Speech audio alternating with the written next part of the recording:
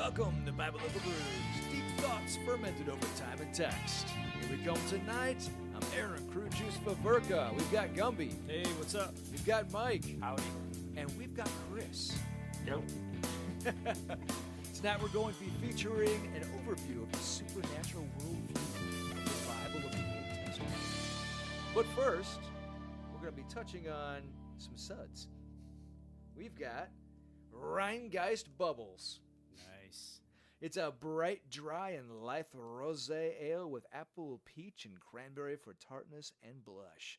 Bubbles erupts with effervescence and evanescence. It's an ABV of 6.2 and an IBU of 0. And who do we thank tonight for this one? This is courtesy of my ex-wife. I'll drink to There that. you go. There you go. All right. Would you- Cheers. We're starting Did you want off on a glass? good I foot. don't know. There's another Kona glass in that box if you want, because I'm making a big deal about Kona tonight. All right. That is one of our featured beers of the night. Well, then I'll wait for that one. Then. Okay. I'll wait for the Kona beer. Yeah. You really got me in the stomach with that, Mike. Nice. Shock value. Oh man, that really is a rosé too. It looks like champagne. It does. It does have a wine smell to it as well. Uh-oh. Oh wow, it's actually tickling my nose. So it's a watered down wine at 6.2. Mm-hmm. Okay, it's tart, Very tart. very tart. This must be a crab apple. I like it. Yeah, it's kind I of like it. refreshing. Yeah. It's very reminiscent of a champagne, a sparkling wine. if you will. Very much. Yes. Very much. Yes. I like it. It's good. It's but if you're not expecting that punch. Yeah. I like that tart. Very good. There's enough body for me. I'm impressed, actually. I was Yeah. I was thinking, no way, it's going to be too fruity, little feminine, can's pink, you know what I mean? Right. And then, but it's actually, I can sip this in the backyard. Yeah. Yeah. It's Big good. I guess that's what the pink came from. It was definitely a female that brought it in at some point. Yeah. Yeah. I mean, it caught to her your eye. point. It caught her eye in the supermarket. And, yeah, I guess it's a Cincinnati. It hails from Cincinnati. Awesome. You know, it's good. I've had Rheingeist in the past. Usually they're IPAs. They're very well known for their IPAs. So, but Chris, how do we know each other? Well, we're family. Yes, we are. Is the short answer to that.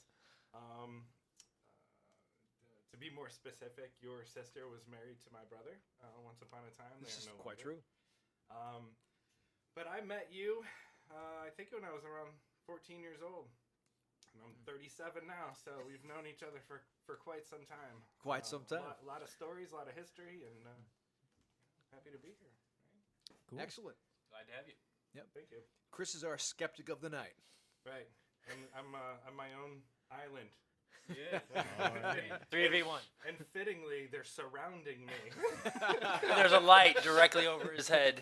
That's how we work, man. That's how we work. I feel like it's stacked. I'm not sure, though.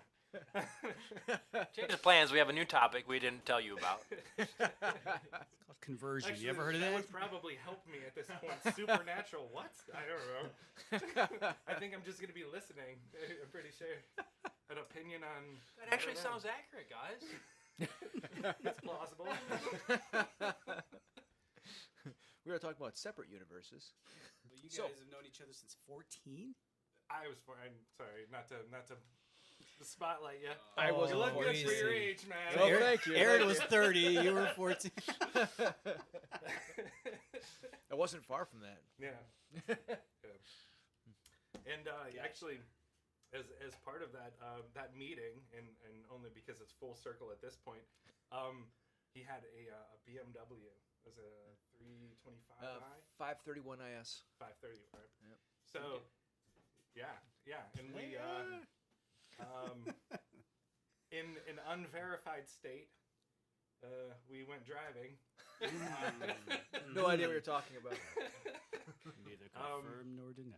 At this point, it's funny because I have a BMW now, so it's kind of like a kinship of, it was, Full circle. yeah.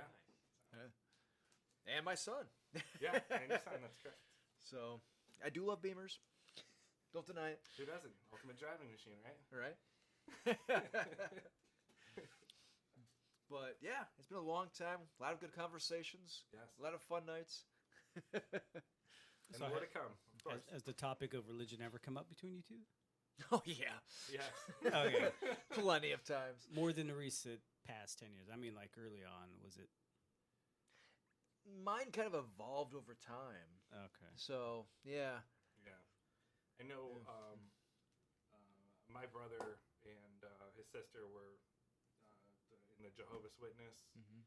So it was a very hit you over the head. This is how it is. Listen to me. So I kind of, that's really where I started. I didn't have an opinion. I still don't really have an opinion.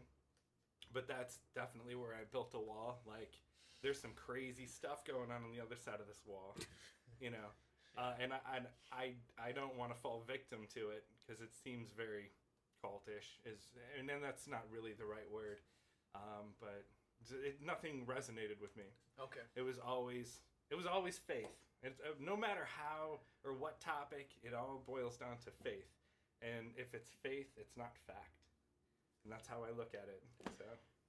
That's why I would have loved to have had you on for one of our other podcasts, because I actually brought in scientific proof, not faith. Okay. And I mean, what am I supposed to say to that? You have scientific fact of... If it were actually scientific fact, then there would be no more argument. It would just be like, oh, well, it's true, I guess. Yeah. Gravity does exist. Yeah. Okay, we're all on board now. Well, So for you to say that it's scientific fact, I think that's a little bit of a stretch. I think it fits the model of what you believe, but it's not necessarily. So fact. what if I were to say that it's literally etched in stone? I don't know what we're talking about. We're talking about Family Feud. That's what we're talking about. No, I'm just, this is kind of where my position is, so everyone's familiar with it. But Yeah. I don't know exactly what you're Good. referring Then to. I'll but- bring you into the next Marian apparitions episode. Okay. Because those are actually verified through secular scientific facts. So that's why they're fun. Okay. So. On the next episode of Family Feud. Yeah. That's what makes it fun, is that it's literally verified fact. So that's not this episode, though. So kind of on a separate issue, though, are you guys able to talk about this in front of other family? Is there a safe place to do it, or? I'm not sure what you mean. Is it safe? Around other family events, like if you got other family around, does this topic ever come up, or is it like just something you guys don't talk about? Probably less. Yeah. Okay. Yeah. I mean, and this is my opinion. It would seem that Aaron, can I use your name, Aaron? Oh yeah. Is more more disposed, I guess, to bringing the topic up. Me personally, it's not something I identify with, so why would I look? Hey, what about the? It's not like, hey, how about those Indians? Right. It's just it's a completely foreign topic that I don't. You know what I mean? So I'm not really. I see what you mean. But we'll have dialogue, and I don't think it ever, at least in my mind, if it he's wrong or I'm right. I don't. It's just ideas, So It just doesn't really matter to you. it really doesn't. No. Yeah, that hurts. So just to clarify this, and when people ask you, like what religion do you identify with? So I know you're Catholicism and Protestant, is that? Yeah. Okay. Yeah. And Christian. Okay. So what does that make me if I'm a skeptic or a non-believer? So the word atheist, I think, is completely abused. I don't think people really understand what that means. What I am is an agnostic, right? Mm-hmm. But it would go so another step further, I'm a sympathetic agnostic. So I can't say that there's enough evidence or I don't know, writings or nothing has convinced me to this point that God exists or doesn't exist. I don't know, but I'm willing to leave room for it, I guess. So that's where the sympathetic end comes in, you know. Yeah. So I would never have a hard stance on you're wrong or you're right. You know, it's an idea. Hey, it would be great if all of this were true. You know, I wish I could, you know, just wake up and forget the thoughts in my head and just march forward as if this was real or fact. You know, and I don't mean any disrespect saying that. Oh no. But it's Wait, this guy. I'm offended. I don't mean real in the sense that it's real. Just, you know what I mean. I hear what you're saying. So two things I picked up on.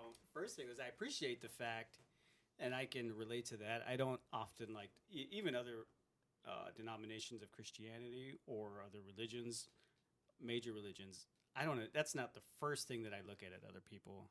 It's actually one thing I actually don't really care about other people. If they're Muslim, if they're Buddhist, whatever, the many denominations under the Protestant branch, that's not something that I'm looking for. If ever a new relationship is sparking up, or if I'm engaged with a person in a talk, so it's not predicated on that for me. okay, Right. Yeah, so I do appreciate that. The other thing is that you remind me a lot of you ever heard of that? I just saw him on the Joe Rogan show, the Brian Cox. Are you familiar with that interview? No.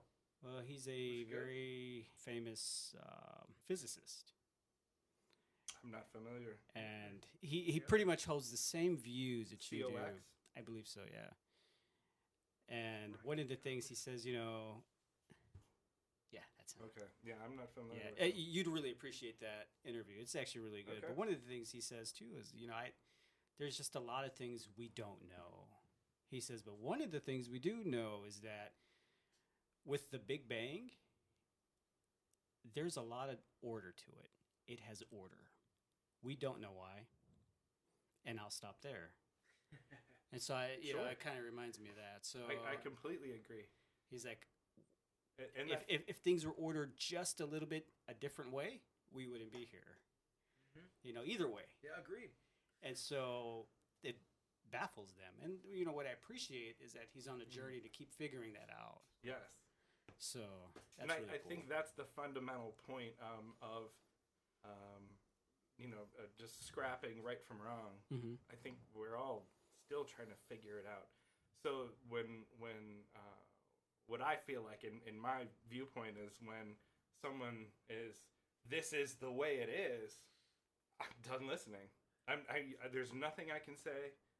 There's no reasoning. Your mind is made up. Your mind is closed. I'm moving on, Yeah. and I think that's that kind of that area is where all the negative aspects of religion in general lie. That closed-minded, I'm right, you're wrong. Yeah. This is where the wars are born. I would agree. I would agree. I would just add that usually the way the world works is a paradox in a lot of ways. The stuff that turns upside down, what you want to do is typically what you shouldn't do.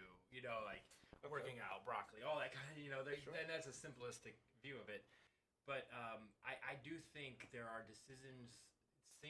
Some stuff seems logical to us unless we give it a chance. Like a relationship is one thing, and that's the one thing that's like, I can't tell you to have a relationship, but if you reached out, like your relationship with Aaron, if you didn't reach out in some way or weren't connected to some way, you wouldn't know Aaron would exist in a way. You could argue that. So that's my only thing. Okay, Is like, sure. I can never tell you. I had a friend when I was, I don't know if I was atheist or agnostic or whatnot, but I didn't always believe. And one time he said, well, have you ever just tried to believe? And I thought that was absurd.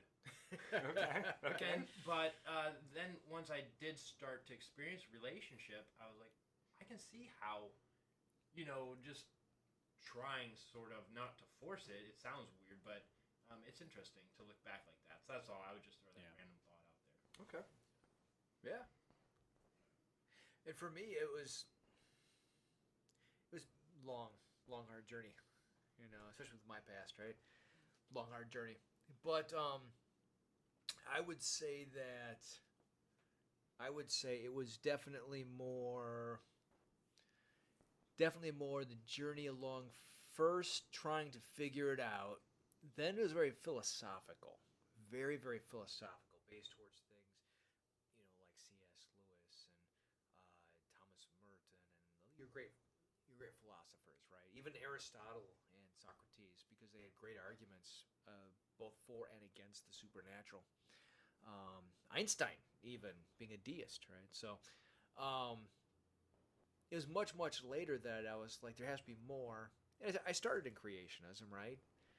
Found out after a while that it just wasn't quite for me. But there is a fabric to the universe that is hard to explain from a completely, it's an accident kind of mindset. So I would say that at this point, hard evidence, especially with the things like marine apparitions and stuff, the evidence has definitely manifested itself for me at this point. Even outside of just scripture and prophecy. So, Sweet. yeah. Yeah. Hopefully, I didn't hijack the direction of the show here. No, not at You all. gotta retitle it now. Yeah. Good character building. Yeah. Like now, And I'm still liking this beer. So me It- too. It's good. You call it a beer. It's I'm punchy. still contending it's a weak champagne. I'm pretty sure. Well, they call it an ale. Which is a fine. rosé ale. Yeah. A champagne by any other name. I can't remember the difference, and I know you have a great book on this. Mhm. It's been so long since I went through it, but there's a definitive difference between a lager and an ale. There is. I wish I had perfect recall right now because I'd love to, blah blah blah blah. But, Well, and the way they toast the oats, that's one of the biggest differences between, like, say, a lager and a porter is how toasty your oats and your hops are, right? So, not sure if that was an insult, but Talking about my oats. let us dive a little bit into the supernatural realm of the Old Testament. So a little backgrounding. I actually taught this today for the PSR class because I'm now teaching our parish's official Bible study PSR class on Sunday mornings. All right. Congrats. shameless plug. Thank you.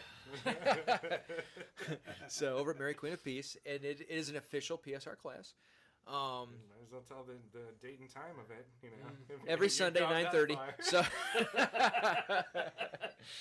Please visit our Patreon page. you can also give at anchor.fm/Bible of Brews. Just got it out there. All right. But yeah, so it's pretty cool, and it was well received. I had it was about 7 people in class this morning, which for the first morning is actually pretty good. And I tried to roundtable a lot of it into a discussionary type format, right? Because I do enjoy that kind of atmosphere where it's not just me teaching. I want to hear input. Mhm. And people they were kind of blown away, really, by the ideas of, wait, there's gods in the Old Testament? I was like, yeah. They're like, plural? I was like, yeah. You should have seen the head scratching on that. Oh boy, I can't imagine. Really, I'm surprised by that. You're surprised they were surprised? Yeah, by Catholic Surprised doctrine you were and surprised they were surprised. the Apocrypha and But remember that they're still coming from a very traditionalist background. Even among Catholics, they don't because they don't think of the other spirits of the Old Testament under the term gods. And that's when I had to Okay. explain that Elohim is a place designator. It's not really a name. I see. I would So- also argue that when I was Catholic and going through classes and things like that, they didn't touch on the Old Testament very much. It was strictly New Testament for me. I would second that. In fact, I came up Catholic myself, and I don't know what you're talking about. But yes, it was Wow. it was almost an active forget about the Old Testament. Yeah. We're talking about the New Testament now. Right, and Yeah. it wasn't even really encouraged to venture off on your own discovery. Agreed. It was follow me and hold my hand. Yeah. I agree. Yeah. And it's so cradle. Taken back by that, actually. Yeah, so Today I learned. it's like I don't want to say that people are ignorant of things because they're really not, but they're brought up in a specific kind of genre. Catholicism has its own ideas behind what should be taught, and one of those ideas is the New Testament is the New Covenant, right? And so complete emphasis is put on the New Covenant. Very little is actually put on the Old Covenant. Very little is actually gone over. Now, that being said, one really cool thing that most Catholics don't realize is how much of the Bible they're actually learning. And I've tested a few and shown them, a couple of my close friends, and I was like, well, what do you think about this? And he's like, oh, yeah. And he would name off like 5 things right away. I was like, see, you actually do know the Old Testament. And then quickly they realized that they did. But it was through liturgical services and masses that they learned. So it was really cool that people didn't know that they were actually learning the Bible. So it's pretty sweet. Cool. What? So with this new insight that I've gained and from you guys, and then according to your teachings, that how it went this morning, is it a return to the roots of how it should be taught? I would put it more along the lines of you're learning something that's not normally taught. And that's why I specifically wanted to round out. And we are using the Jeff Caven system. Unfortunately, the back order is taking longer than we thought it was going to take. And so we're waiting for the system to come in. So I pulled from the USCCB, I pulled from Jimmy Akins, and I pulled from a little bit of Dr. Heiser to background the supernatural of the Old Testament until we get the materials in. It came up for air. Thanks, Aaron. I glossed over halfway through it. I don't know. I'm curious. What? And maybe you covered this. I didn't hear. What are the age groups? So it's high school and adult. Okay. Yeah. All right. So it's not kids. So we can say things a little more on the adult level. Mm-hmm. We don't have to say things like, well, that's their buttocks or their tushy. We could actually, we can use more adult language with them. That's good. I mean, you bring in Michael Heiser into Catholic. I do think there's people would get somewhat locked up there. They would say, wait, we haven't vetted this yet. You know what I mean? Well, I mean, the cool thing is that the actual educational instructor, he's letting me kind of run with it. That is cool. That's So, very modern. Yeah, he's kind of letting me run with it. And the good thing is that I'm not trying to. It all circles back around to proper Catholic dogma. It really does. It does. It does circle back around to proper Catholic dogma. The thing Kevin Smith is. movie? The thing is that most people don't realize how we got to proper Catholic dogma. And you have to go over the supernatural realm of the Old Testament in order to find out why you believe what you believe in the Catholic Church. The ancient fathers of the Church understood it. And that's why we are here and now, and we have the doctrines that we have now.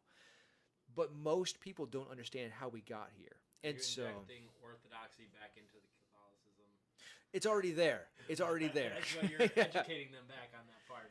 So, well, the trouble is that most Protestant branches, most cradle Catholics actually don't understand why we believe what we believe. So, yeah. So let me ask you this, Chris. Did your Catholic upbringing did it how did it affect you becoming agnostic, or did it affect you becoming agnostic? That's a good question. You know, to be honest, I'm not. I'm gonna tread in terrible water. It's okay. I don't know. I don't doggy know paddle. if it was really the religion itself. Now, I do remember seeing some hypocrisy, because it's just very hard lines. You know, in any of the the parish itself. Oh, you know, you can't behave this way, or it has to be this way specifically. But I think the more general turn off for that religion was really my parents. They were, they ran the house that way, and it was kind of an unforgiving place. And that's probably a little too strong, but I knew it was something that I no longer wanted to identify with, and there was a very specific thing when it was time for my confirmation. I said, well, if this is supposed to be a sacrament that I specifically am accepting God, then I do not. And I was forced to do it. Yeah. Okay. And that's when I was like, it's hypocritical. This doesn't make sense. It had less to do with doctrine or stuff that, like Aaron teaches, and more to do with the fact that it was just forced down your throat. You didn't really have a chance. I would agree with that. And I didn't form any opinion on it until much later in life. So are you going to sign up for Aaron's class? No. No, I'm not. No, I'm not. But that being said, I would never talk Aaron out of doing it. Yeah, no, I know. Touche. Yeah. Well, let's do some of that backgrounding. So, this actually comes from James Aiken. He was, believe it or not, he was a Protestant, and he he has a funny story. He tried to talk his Catholic girlfriend and then fiance, future wife, out of being Catholic because he was a hardcore Protestant. He was actually in seminary to be a pastor of a church and pretty close to graduating. Attaboy. The trouble is that the more he tried to prove that the Catholics were wrong, the more he found out they were right. And so he ended up becoming a Catholic apologist. So he could not prove that Catholicism was wrong, because the deeper he went, the deeper he found out it was actually in the Bible, and everything was actually in the Bible. And, he tried to turn things around, purgatory, completely made up by the Catholics. Nope, it's not. There's references to it in the Bible, and it's actually Jewish. So there's everything he tried to prove wrong, he found in the Bible. And so they found out that he couldn't prove any of it wrong. And so he became who he is now. Now he's like the chief apologist for Catholic answers. So he wrote this, and I'm going to be referencing this across those classes I have. So I only have the first couple paragraphs of this one. And then we're going to continue to use it throughout the quote-unquote school year. Jews and Christians are monotheists, meaning that they believe in one God. But there are two kinds of monotheism, which we may call monarchian and solitary. Monarchian monotheism is the belief in one God who oversees a heavenly hierarchy of celestial but non-divine beings, such as angels or saints, while solitary monotheism is the belief in one God without a heavenly hierarchy. Philosophical deism, the kind of belief possessed by those who assert that there is a God, but that he has very little to do with the world, usually teaches solitary monotheism. But biblical theism, the kind of belief possessed by historic Jews and Christians, is definitely monarchian. Thoughts? What? You got this, Mike. Well versed at this. Don't you remember last time? No, I definitely. Yeah, this is coming back to big G, little G type, and within historical context of the Victor how they write history and stuff like that. So yeah, I'm definitely interested in. Well, I guess the easiest way to explain it is that Einstein was a deist, right? He believed in the same God as say Spinoza, the famous writer. He believed that there was an ultimate cosmic entity that controlled everything. However, he did not believe that it was a personal God. He believed that it was something that was the intrinsic cosmic force behind the universe. Can I interject? Is Yeah, that yeah. like an active role or just kind of a passive? No, passive. Okay. Yeah, where he kind of like put everything into motion and then step back. I can kind of get behind that, actually. Order. Yeah. Yeah. Yeah. To your earlier point, sure. Yeah. More or less, Big Bang, now watch. Mhm. Kind of that Yeah. thing. Yeah. I heard some people describe it as energy. Hmm. It's like an energy force. Well, Michio Kaku, who I love listening to because he's so entertaining. String theory is his big thing, and he's just fun to listen to. I love that guy, and he's quite animated as he speaks too. So he's so much fun, right? And he believes along the same lines. I guess you could call him a deist, right? And he believes in string theory, and that he believes that God is those cosmic strings in the background that kind of he pulls them, but it's like the music of the universe, and that God is not really so much a personal God, but he that interjects the energy which keeps everything flowing through the universe. So And that may be true. I would disagree, It has but the potential to be true, though, because it hasn't been disproven or proven, right? Yeah. So when we talk about these, I don't know, like miracles or just like these interventions, somehow that I believe this was. It could certainly fit into that explanation, I think. and I respect the opinion. Again, I would defer back to Marian apparitions as one of those that are provably, scientifically sound. That's why I'll bring it. I'll bring you in for that one. I'll bring you in for that. I'll bring you in for that. Because that's a fun one. Yes. And I only did the first 5. There's like 16 approved. I only did the first 5. It took 2 hours to do 5. I So remember a few months ago we were I saw a presentation. right. So quietly watching. Yeah. And I actually have now some of those papers to show the evidence for them. So it's pretty cool. Okay. Yeah. But so and then whereas Jews and Christians do believe in like more of the personal God. And what's interesting is a good example of the monarchian comes from 1 Kings 22:19. That's when Micaiah continued, "Therefore hear the word of Yahweh. I saw Yahweh sitting on his throne with all the host of heaven standing around him, on his right and on his left. And Yahweh said, he who entice Ahab into attacking Ramoth Gilead, going into his death there. One suggested this, and another that. Finally, a spirit came forward, stood before Yahweh, and said, I will entice him. By what means? Yahweh asked. I will go out and be a lying spirit in the mouths of all his prophets. He said, you will succeed. And in enticing him, said Yahweh, go and do it. So now Yahweh has put a lying spirit in the mouths of all those prophets of yours. Yahweh has decreed disaster for you. What? So what's really interesting is that in this passage, there is a divine counsel. And that he literally, is taking ideas from the other spirits on the council. Never sat well with me.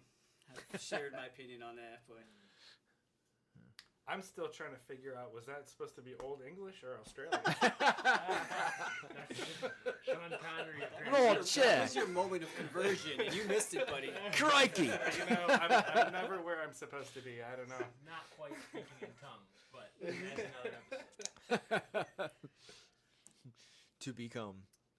Yeah, I mean, Adam, do you have any insight on what would an expert in literature say? Is there, how certain parts of the Bible were written for poetic things? I think that sounds to me like it is something humanized in a way that we can understand, like maybe the way God's brain works in a way. I don't think he's taken and considering other ideas, an all-knowing being. That doesn't jive with me either. Yeah. It seems in conflict.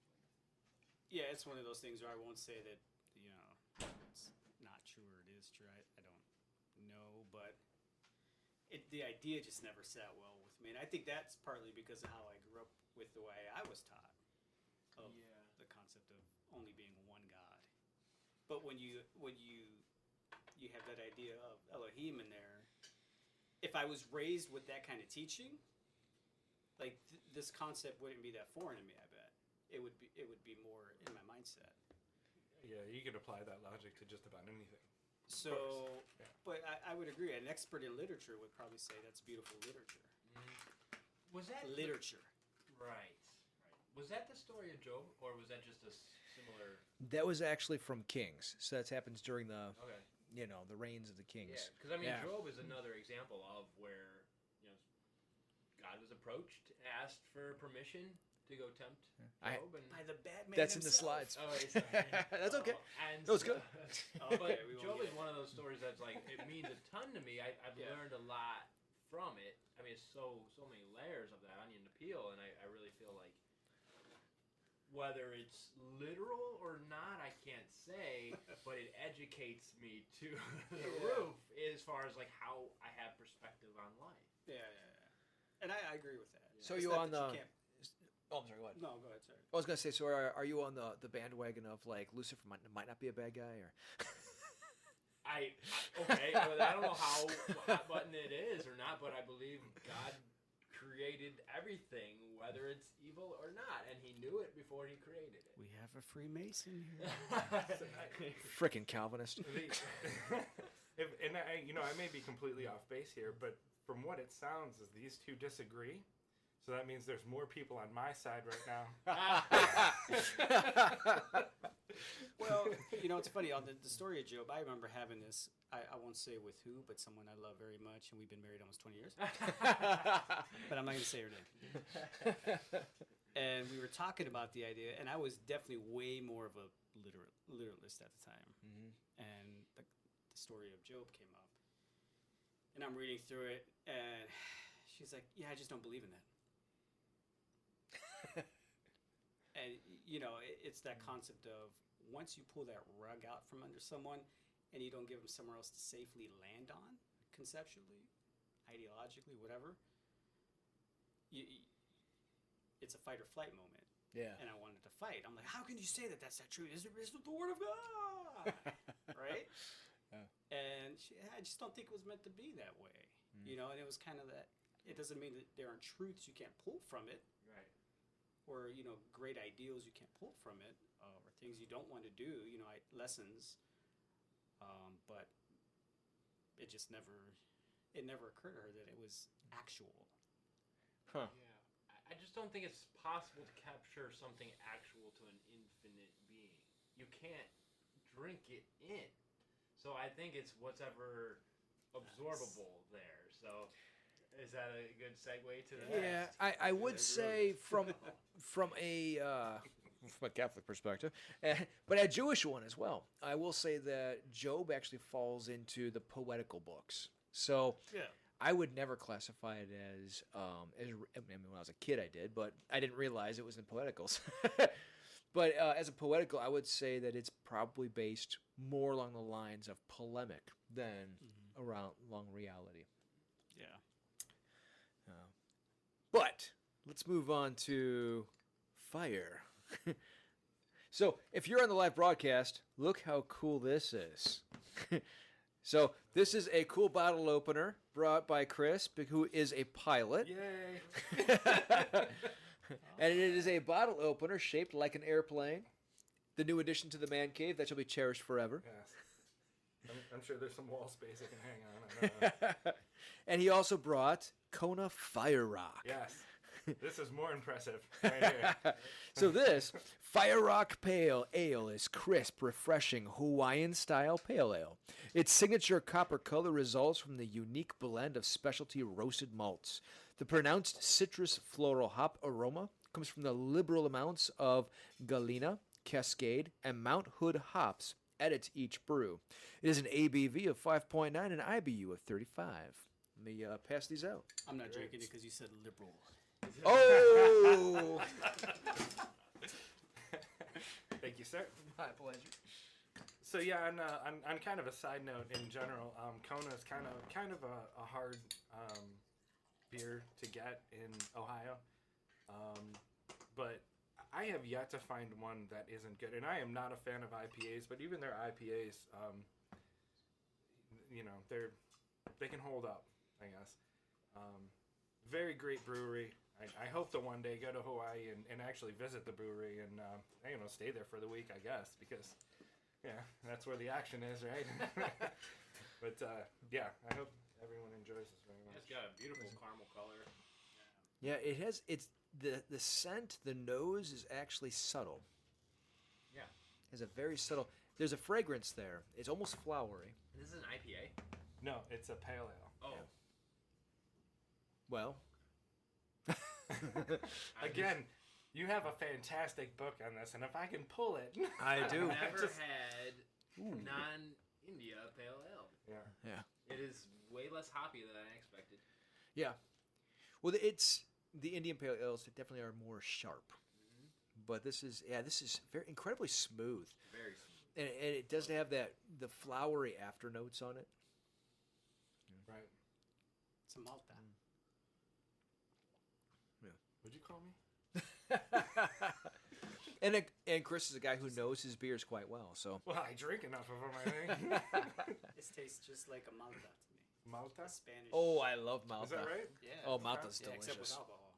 There's two other beers that Just a little bit. Just a tiny little bit. that I found that are somewhat similar to it.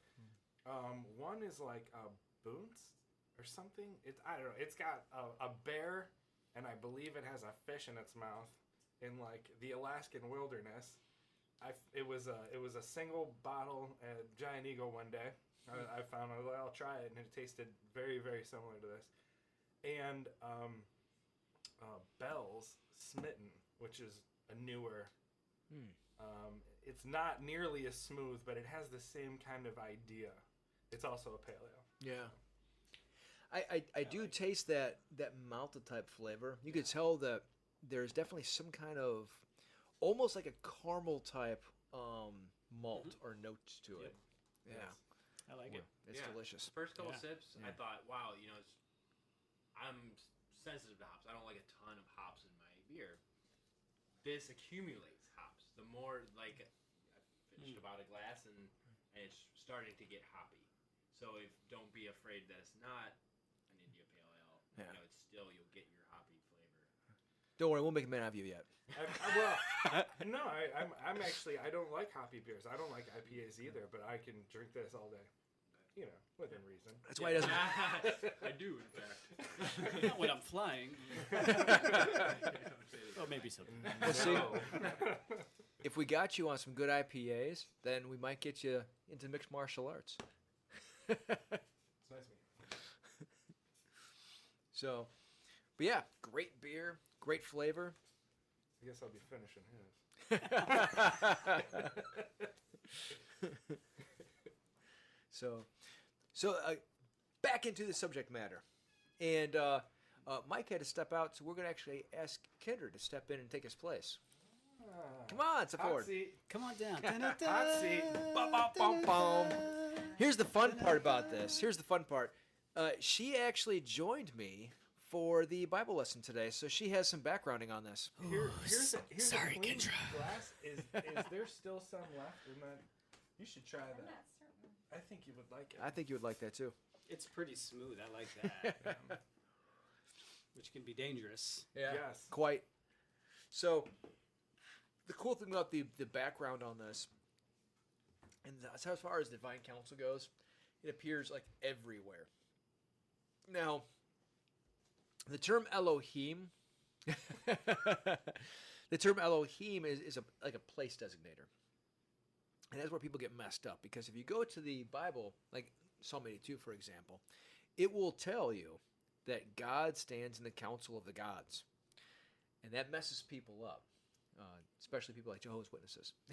It messes them up. And they'll actually alter the translation a little bit so it doesn't say that. But it literally says, it'll say El stands in the council of the Elohim. Well, it's singular and then plural, right? And plural can also be singular in context, kind of like sheep, right? If I say sheep, how many is there?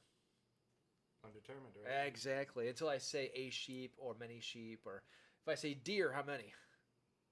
Yeah, right. So that's what Elohim is kind of the same way. So Elohim can mean 1,000 or one, right? So it's all contextual based on where it stands inside the sentence or the paragraph, right? So, well, it says again in there that El stands among the Elohim. So contextually, you have to have one and then many because of grammar, right? It's boring, but it's great. Okay. And I mean, this is all based on a translation, also, correct? Well, we're talking about Hebrew, so we're not talking about a translation. So if you go into a translation, it'll say God stands among the gods. So, Okay. but the Hebrew, that's before translations. That's where you have El among the Elohim. So, Okay. It kind of makes sense to me for this reason. I mean, because the culture at that time, surrounding that area, they all had their gods. yeah. So all of their gods competed against other gods because they wanted theirs to be the strongest, the biggest, the baddest, the tallest, the wealthiest, etc., etc., etc. So, so I get the language. Yeah. The question I have is, like, does that make it actual? Because they were doing the same things. The culture's all around. Oh, at the yeah, time, absolutely. right? Like Absolutely. Ra, Yeah. Or, Baal, Thor at some point. A little later, but yes. Right. Oh, yeah. So, everyone wanted their gods to be the biggest god, and Yeah. why? When what's funny is that if so since you're referencing this, and I did reference this across the lessons, the first 11 chapters of Genesis are actually the common mythos or the common tales of the Mesopotamian people. They're not Jewish. They're not Hebrew. They also belong to the Sumerians and the Akkadians and the Ugaritics. Phoenicians. The Phoenicians. Yeah. It's the same stories, right? So they're the common tales of the Right. people. They alter a little bit. That's why you get your polemics, right? That you put your spin on them, but they are the common tales of the people. Does that make them right or wrong? Now, here's the weird thing. It actually verifies them, I think, more because that means that everybody has the same stories. If everybody has the same stories, that actually says there's probably some kind of truth there. Just me, but the fact that everybody in that whole area has the same stories, that means something happened where all of them share the same tales. Yeah, I see. Okay. I see that argument. Kind of backtrack to the beginning of this, where we're talking about the literature of it. Yep. There was something kind of profound to me. I never really put it together. It was actually on a Joe Rogan podcast. All right. With Neil deGrasse Tyson. Right? Nice. Love it. And he used the word He fishes. doesn't. I do. He used the word fishes. All right. It's like fishes. It's fish, right? He said no. Because it's multiple species of fish. It's not just one species of a lot of fish. So it's fishes. All right. Like, wow. I didn't know that. That was pretty illuminating. So you're saying... I hadn't thought of that. And follow me down this rabbit hole. But you're saying the God... I'm sorry, among gods? Something like that? Or however it was phrased, I apologize. Maybe that's more of... Well, we're all talking about this one thing, even though you may call it something and I may call it something, and we have different names for the exact same thing. Maybe that's what it's referring to. And that does play a factor.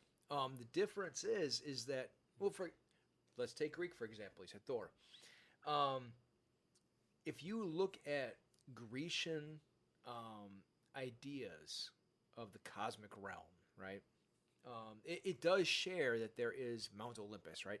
And one of the common themes among all the ancient cultures is that the gods are on the mountains, right? That is a very common theme among all the ancient cultures. Sure, the highest thing. Yeah, of Right. course. But the very weird thing about that is that number one, nobody knows really how old Grecian theology is. No one knows how long it goes back. There are references to it in the Bible. Kind of weird. Well, I'm not going to go there tonight because that's a whole tailspin we can go. Old Testament and New Testament, there's actually references to it. But on top of that, they also have their creation tales. But in their creation tales, the origination already existed. And the gods came out of some kind of origination. So most tales actually don't tell you the origination of the gods, which is fascinating until you get over to what we call our Old Testament, right? The gods do have an origination. There is Yahweh Elohim that created the Elohim. There is the creator God that created the gods. And that's what's really interesting. And everybody, like every Christian denomination, even Catholics and Orthodox, they all take offense at this, right? Because you're saying the word God for lesser beings. Again, it refers back to Elohim, and Elohim is not the place designator that we put it on. When we say God, we denote attributes and characteristics to it. But Elohim doesn't have those attributes and characteristics. We apply it because of our modern ideologies of what that word means. That's not bad. It just means that we built that up so we can understand what it means. But if the word actually comes from the Germanic language, it's not Hebrew or Greek. It actually comes from Germany. Gott actually means a spirit that you invoke. It's actually a pagan term. So, Insane. But the term Elohim is a place designator for a disembodied spirit in the spirit realm. So it doesn't have all the attributes that we apply to it. It's kind of contextual to Elohim, like sheep and like deer. When you put it in its sentence, that applies the attributes to it. And that's what's really fascinating about understanding the originations of the languages. So you have Yahweh Elohim being the original Elohim that created everything else. And then the lesser Elohim are created beings that are on the unseen realm, higher than the angels, but less than God. For example, they're referenced inside the book of Daniel. The book of Daniel, they call them the Watchers, right? Again, if you go to Genesis 6, 1 through 4, it references them as the Banaha Elohim, the sons of God, right? So... Okay. I got nothing. So two things, because when I drink more than I should, my thoughts come in twos. First thought was when you mentioned Christianity, you said Catholicism and Orthodoxy didn't include Protestants. Cheap jab. You're in trouble. Cheap Oh, You're in trouble. I apologize. It's okay. No. I just like to put the one there. I guess I'm just referencing things that are older than 300 years. I'm sorry. Oh, go ahead. There's a knockout punch. Wow. Okay. I can just step back and watch. But my other thought on the on the language of that was, and this is just this is my own thoughts on it. What if it just took at a certain point of our human development to actually, because you mentioned the other cultures around the same time, started getting the same concepts at the same time. And then, we finally made it from a point where it wasn't just oral culture anymore, but that if I take this stone and write on another stone, I can write something. Yeah. And then it finally got to that point where our ideas at that point all coincided with other cultures. And then we figured out we can write this stuff down. So it would make sense to me that the ideas would still be the same because... Well, again, I think it's fascinating. And not saying that it's truth or not. I'm just saying that it just seems to be consistent with our human development at the time as a young... Assuming that it is true in your perspective, which, is the more likely scenario, I feel. Who's to say where that influence or that knowledge came from? And I think that's where, if we can't figure it out, it must be. Let's write it in this book, right?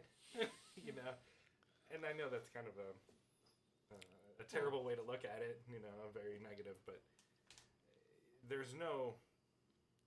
If we're making hypothesis, let's stay in the world of fiction. You know what I mean? Absolutely. To make hard lines and say this is. I mean, it's how you believe it happened, but is it how it happened? We don't know. I like your viewpoint of it is like different cultures all developing the thing at the same time. I mean, you can look at that in like etchings and in caves or whatever. Oh, there's the comet. Everybody experienced that at the same time. Now that's really broad. Yeah. But somebody walking from town to town in the same kind of time frame, saying, "Oh, fire! Look at this." Well, let's get It'll catch on. Let's get a feminine perspective on that. What do you think, Kendra?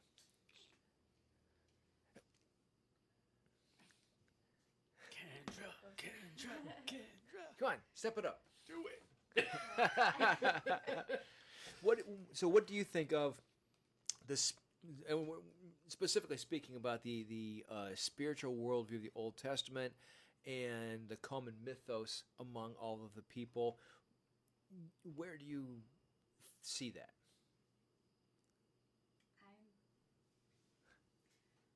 I'm really not sure. I was in our. Thank you. I was in our group this morning, and upon listening to everyone, there was some skepticism about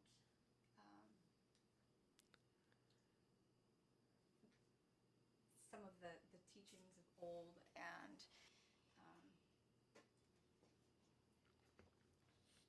I guess what I sense most, from some of the people is like them saying, "What do you mean? How is it that there could be other gods?"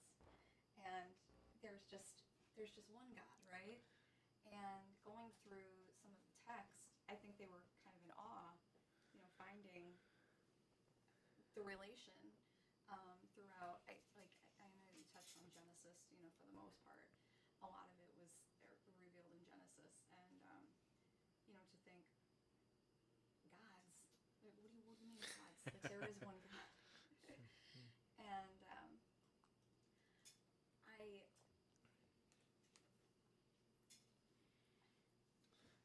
How did you? I mean, honestly, because when this originally came up, yeah. I had never heard of this before, and me and Mike agreed that in our Catholic upbringing, the Old Testament might as well have been thrown in the garbage can or lit on fire, so to speak. Because it was almost forbidden. It was like don't worry about that. Right. We're talking about today. Yeah. So in you finding. Yeah, and you finding out of this information, and I'm sure it wasn't at this class. Mm-hmm. No. How did you? What was your reaction to it? How did you feel about that?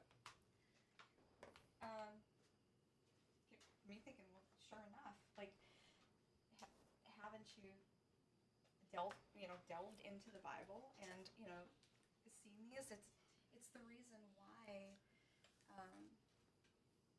When the Tower of Babel was built, and they're praying to a god, that all of this destruction took place because they're not serving the one true God.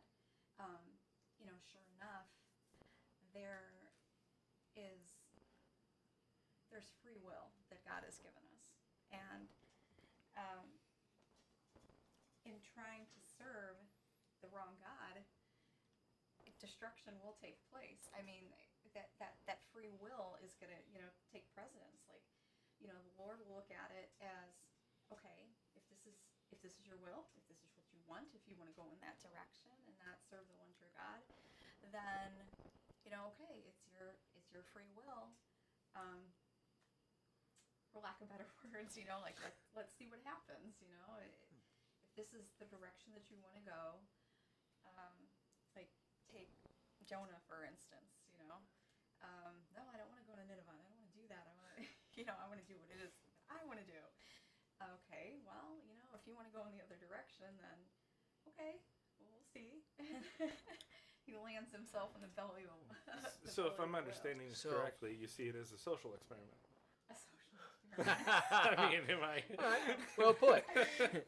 So again, backgrounding the spiritual idea of the Old Testament, the various gods were put in charge of the people because they rejected God, and so he said, "Tell you what, if you're going to reject me, have these guys because they were the ones that rebelled against him." And so he said, "If you don't want me, take these guys because I know that they're going to suit you since you don't want me." You know, and it's Okay. yeah, yeah. And they're the ones in Genesis, of course, that would have rebelled against him and then, mated with human females. And again, and I'm not saying that all of this is completely literal, but according to their worldview, it is. Yeah. So, yeah. So, according to their worldview, this is the reason this happened. All right. The flood wasn't because people were simply, being bad. It wasn't because there was a couple of homosexuals. It wasn't because there was a couple of guys beating their children. It's because there was literally human beings and angels having relations and creating giants. That is the idea behind why people were wiped out, because they were actually causing damage to what would have been the human DNA. So. Am I the only one that thinks that's kind of hot? I'm just kidding. We're not bringing anime into this, all right? But that brings up the idea of the Banaha Elohim, so which are the sons of God, and they would have been the gods of the foreign nations, your Dagons, your Molech, your all these guys who literally people would sacrifice their children to.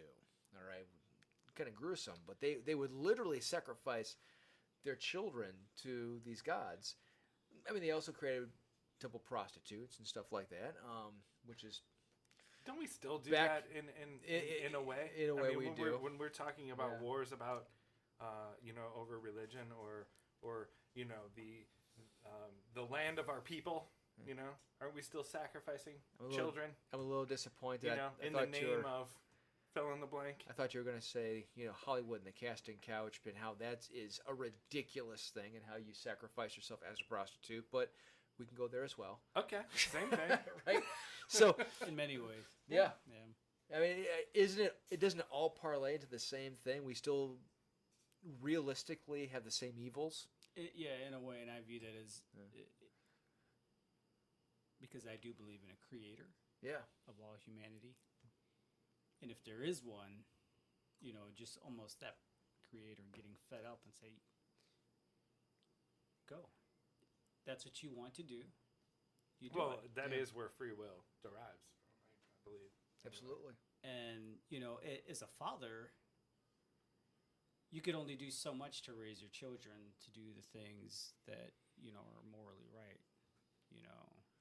But if at some point along the line they want to make their own choices, there's only so much you can do to bail them out. There's only so much you can do to try to get them on the right path. But at a certain point, I view it as love to say you're going to have to suffer the consequences. Yeah. You can bring them to water, you can't No make them other drink. way to learn this lesson unless you can understand and feel that consequence of your own decision. So I can see that. As a quick aside on that, just that small point. Sorry, I'm not trying to No, derail please, no, the please, conversation. When you say having a moral viewpoint and projecting that to your children and you're trying to bring them up that way, is it necessary?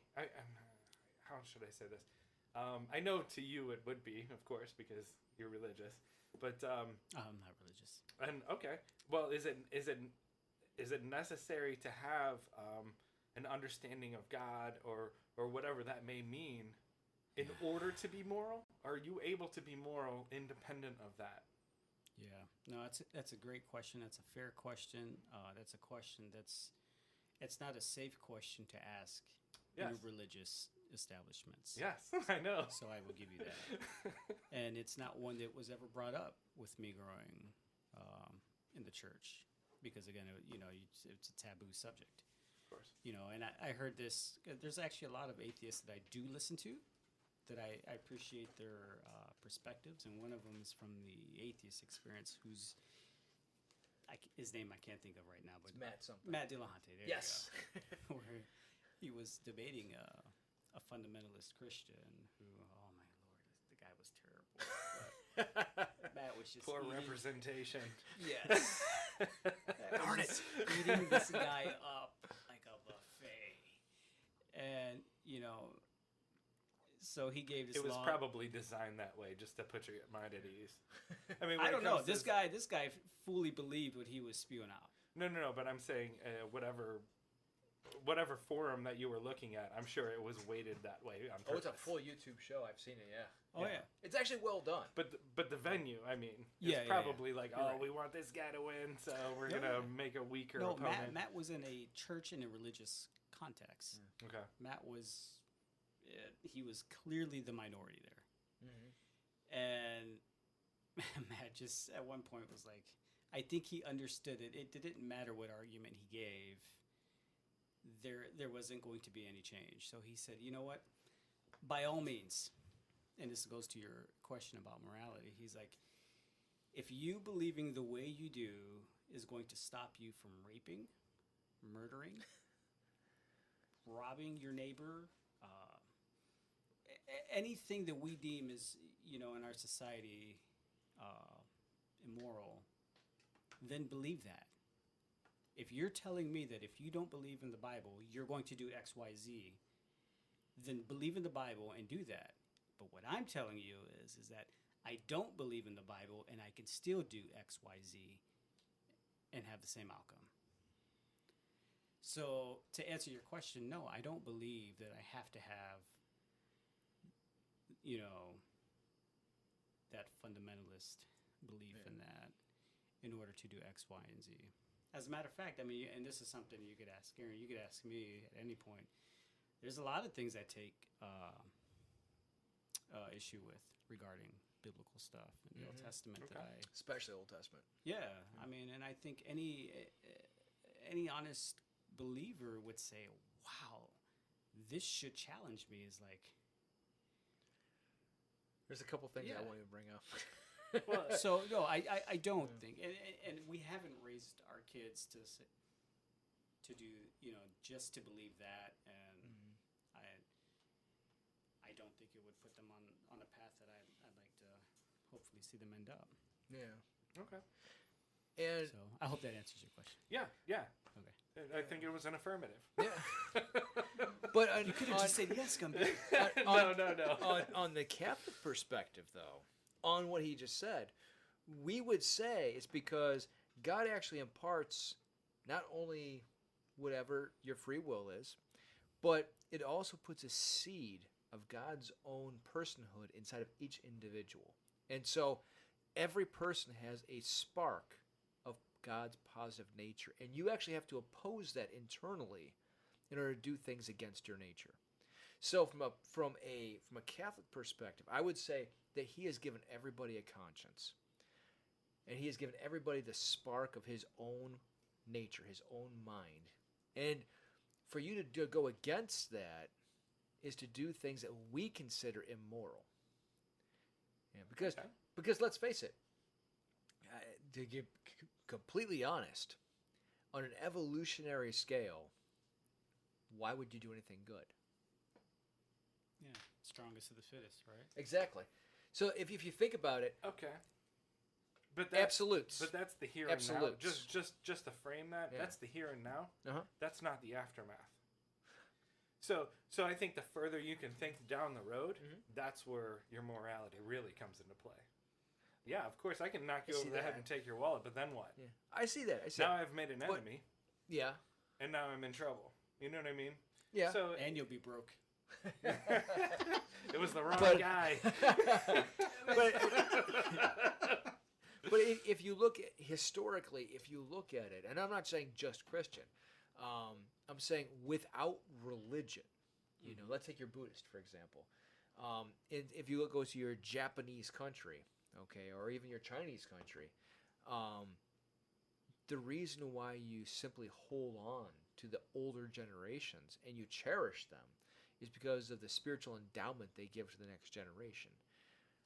They pass that on forward. And that's why that's now. If you look at the predominantly atheist countries, they're going downhill quickly. That includes America and other European nations. I was going to bring that up because yes. America's trending that way. Yes, and the more atheistic the country, the more they disregard the elder people. And historically, when that happens, you have a downfall of a nation. Whereas if you looked at your spiritual countries, you don't have that. That's a great point. It is a great point, but there is something else to it. I would argue It's a factor. Yeah, I agree. I'm not, but I wouldn't frame it all around religion or God or I think there's in society in general there's doers and takers. All right. And I think you can almost balance those scales of what we're talking about. Yep. With those types. All right. So there's trending to be more takers in this country than there are doers or givers. Yeah. Yeah. And I think that's how it's swaying. So, right or wrong, religious or not, Yeah. that's a social So fact. for me personally, that's where I would Opinion, draw I the guess. distinction between religion and spirituality.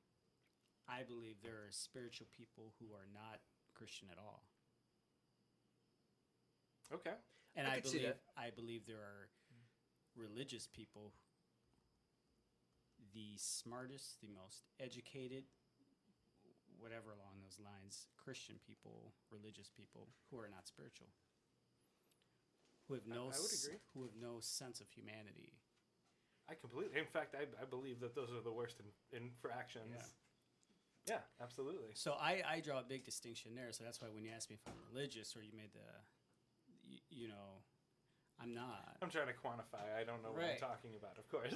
No. It's okay because you know what? That's a great point because a lot of for a lot of people who grew up the way I did, it's a scary thing to say that you're not religious because it's we live in a society today that you're either hated or you're loved depending on what type of sub-label you're under. If you're right, you're left, you're Democrat, you're Republican, whatever, Or you're Trump. Yeah, we're so quick to want to judge someone for not being on our team. Yeah. That we snuff the humanity out of everyone. Yeah.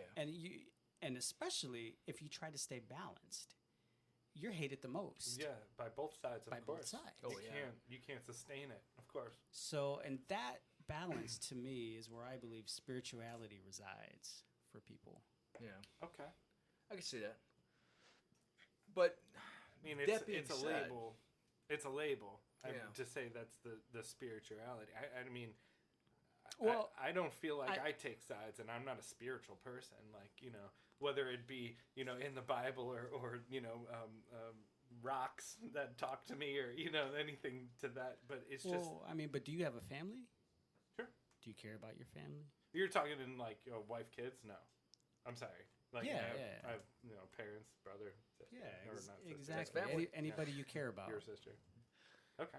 So that to me is how I'm defining spirituality as someone who recognizes that there's just more than just my skin. There's more than just my bones.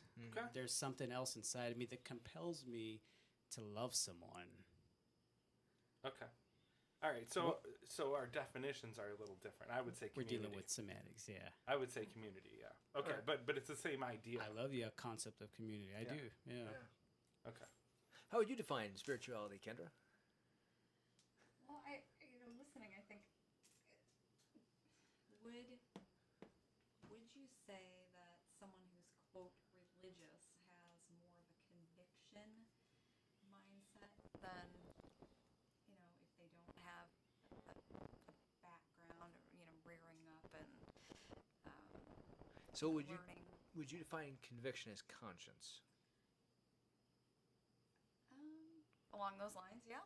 Okay. Like a zealousness kind of thing? Or I'm not necessarily talking just like Jiminy Cricket, let your conscience be your guide, Yeah. but when I think spirituality, I think of the spirit, like I agree. you know, Exactly. I think that's their vernacular here. I mean, just like in saying it, you know, like my definition of spirituality is, I guess, along the lines of the spirit of God is like leading you. We Yes. all, I don't know, we all have God within us, and you know, it's a matter of do we accept Him or do we not? You know, if we're not, we're pushing Him away in some means, but I don't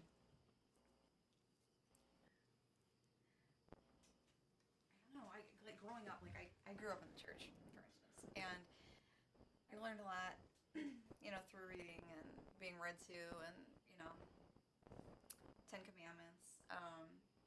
And I also was in, you know, different groups, like doing things hands-on, helping others. Like Mm-hmm. we have a local charity, Ronald McDonald House, you know, and I was always like, yeah, I'm game, you know, let's go, let's volunteer at the Ronald McDonald House, and would be part of going to nursing homes and things of that nature. I just when I was younger, I felt like, okay, this is what God's people do. You know, they outreach, they go, you know, help the needy, they help those who need it the most or whatever. And I would voluntarily be, you know, part of these groups. So what we would do is we would pray for people before we headed out. You know, we would go downtown. Would have collected blankets and things, and then just randomly been passing them out to, you know, men and women on the streets. And we would stop and we would pray for them first. You know, like spiritually. You know, Lord, prepare our minds for what we're about to do. If we see anything that you know is hard for us to handle, like you know, especially the younger ones who they might have a real awakening. You know, go down there and you know some of the kids would start crying, like, wow, I didn't realize it was this rough on people. You know, this is Cleveland weather. It could be warm one day and then you're shivering the next, you know. It's like we're passing out blankets and it's like, wow, that's touching. I didn't know they were literally laying on the ground and around like not manhole covers, but you know, events and things where Steam. Yep. yeah, I I mean, gotcha. like they're I trying gotcha. their best to keep Yeah. warm. They're Yeah. intense, you know, until they get kicked out of the area on the street, things like that. I have the experience of us getting together and you know saying, hey, you know, in this effort, Lord, let it be to the best of our ability, and you know, give us understanding, give us a peace about what we're doing, but yet help us to understand the severity of what they go through. Help us to you know, feel what they feel. That's You know, yeah. Sure. Yeah. in a sense. So that sense of community you were talking about. Yeah, so if I could just respond to that, first of all, I think there are a lot of people who are religious, how we've known what religious, who are that way. People like you, people like-minded that way, who do that. I just know that for me, like the first time that I experienced somebody who was the same way, who was not Christian, who had nothing to do with religion, but yet who was doing the same things that I were doing, showing compassion towards their fellow human being, I was blown away. Like, you know, part of me was like, how can you? No. Because then immediately I went to question their motivation. You know? Yeah. Why? Like, Why do you do that? right. Right. Like, so I was just blown away, and one of the most gentlest people I've ever met before, who was like that, was a great musician too that I played with, who was actually a very pretty famous musician. I won't mention his name, but he was a Buddhist. His name's Gumby. Oh, jeez. He was a Buddhist, and I was blown away by that. And then I was even more blown away when I found out he used to be an evangelical Christian. But he still had that same empathy for humanity, and was a doer. He was not a taker. So it was all right. Leave these ideals in the rear view, but The ideals didn't I know matter. I know what humanity, Yeah. and that's a far greater cause, I think. So for him, it was Yeah. like whatever it took to get him to that point, to make him a doer, to give to people, to help people, Yeah. is what it took for him. Yeah, it could be their experience in life. Yeah. It could Sure. be that person who they've been locked up in prison for the past 5 years. Exactly. Yeah. You probably find the And most finally they spiritual get people out. there. And they're the most grateful. Like, I have a new lease on life. I want nothing more than to try to, reach out to people Yeah. and give back. And I'm just happy to be in my element and not stuck. And, I'm not the type of person who I think it's above, anyone who doesn't have a background in, quote, religion. Mm-hmm. But I don't put it beyond anyone to be able to be a giver. And like, say for instance, the other day I went to the market and here I've got my coupon because we've got kids and I got this like entertainment type book and I'm like, woohoo, gonna get $4 off. And when I was down there, they've got bread at $8 a loaf, and Oof. so I'm getting two. Where do you shop? The West Side Market. It's fabulous. $8 a loaf. $8 a loaf. Beechwood? This is some Bay Village? Quality bread. Yeah. No added preservatives. It's no laced with food right away. gold. Whoa. Whoa. So, There was platinum in the wrapper. so my coupon got me $4 off, and I stood there and I had went to a couple of vendors and I used my credit card and I stood there and I requested the bread. I'm like, oh, I'll take that. This is great. Oh, by the way, I have a coupon. Okay. This gentleman was fantastic. And then I was like, wait. You better be. You guys only take cash? And he's like, yeah, well, he said go ahead and take it, bring it back to me. And he didn't know me from anyone else. I'm like, look, you don't know me. Like, Wow. you're willing to just let me walk off with the bread and come on back. He's like, pay me back when you can. And I thought, really? That's rare. That's very so, rare. me being me, I was like, oh, I need to hurry up and get him the money, but I'm not gonna go to the ATM and then charge me $4 and went across the street to the bank and I brought it back right away and he's like, oh, okay, thanks, but I wasn't gonna forget and remember it a year later and. Well, a lot of those markets Yeah. are building reputation too. Yeah, So. I just am Okay. like, Okay. I'm not the type of person who I'm gonna just walk off and be like, oh, But there's okay. still that leap. There is. In that immediate transaction, there's a leap. Well, if you remember that tsunami that happened to Japan, where it knocked out like all of Japan. Who were the first responders? And they announced this. Believe it or not, they announced it on CNN. Who were the first responders? I'm gonna go out on a limb and say the United States. No, Catholics. Okay, all right. No. I thought we were going somewhere patriotic. The I first guess. responders. They were already in Japan. Who were Okay. the first responders? Would I know? Mhm. Oh Lord, I don't want to say. It was the Yakuza. The Japanese Oh, is that right? mafia. Really? The Japanese mafia. The Yakuza were the first responders. And they were out there on the streets taking care of everybody who was in need. So, and this is, they're known. I mean, literally, the news stations said it's the Yakuza out there taking care of them. I have to believe, though, So, not to be a naysayer, the Uh-huh. negative person in the room, right. but I would feel like there was a ledger. Of, do you remember when we took care of you that day? You Well- owe me now. You know what I'm saying? Because that is. I know what you're saying. That is I know what not you're a saying. moralistic But- organization. You understand? But, well, if you think of it though, if there's no people, there's no way to make I'm money. probably on a list now. Right. If there's no people, there's no way to make money off of. So yeah, there is that. Right. But it is self-serving. I Well, don't think there but- was a greater but there purpose is. for that. But there is. That wasn't a even- selfless act. Yeah. Is my point. My point is, even among the Yakuza, there is a sense of we have to take care of everybody else, because if we don't take care of them, they won't take care of us. So there is, even among them, and among the most cutthroat of all of the mafia organizations, even then there is that sense of not just a national pride, but also if we don't take care of the fellow man, karma's going to bite us, right? So I agree with you. yeah. I just don't think the framework you're putting it in is quite correct. Well, again, Because there was something on the back end that they were looking again, at. This is just Chris's opinion. We're This just saying. this is my opinion. If anybody's gonna be marked. Yep. just a note, I'm going to say that I spoke very highly of them. We Yes. love Japan. That's true. That's true. Everybody's off of the spit but me. Right. But I think this has been a I great. spoke very highly of the Yakuza. I think it's been a great distinction though between spirituality, and that's kind of how I view it. Along that line. Join us for the rest of the conversation in part 2.